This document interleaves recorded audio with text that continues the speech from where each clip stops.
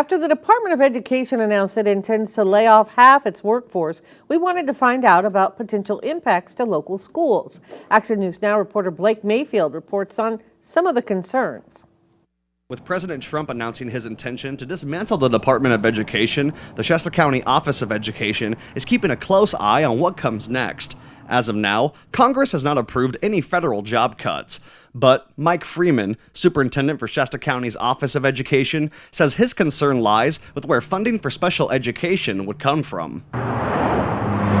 In a statement, Freeman says that the Department of Education funds IDEA, or Individuals with Disabilities Education Act, for special education and academic intervention. Freeman says those programs serve their most vulnerable students and that funding must continue, as special education funding is already woefully inadequate and school districts have to fill the gap with general fund dollars.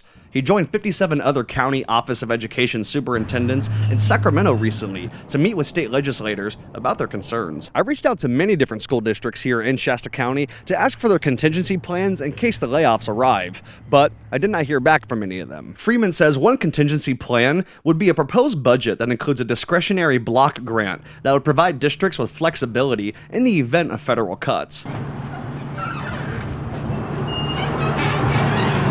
I spoke with some parents of Shasta County students who told me off camera they're waiting to see what happens, adding that they can't help but feel anxious.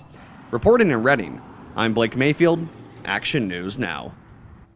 President Trump signed an executive order to do away with the Department of Education, but it would take an act of Congress to shut it down entirely. A White House official told CBS News that Title I, which provides funding for the Individuals with Disabilities Education Act, will remain at a smaller education department for now, but will eventually be transferred to other departments.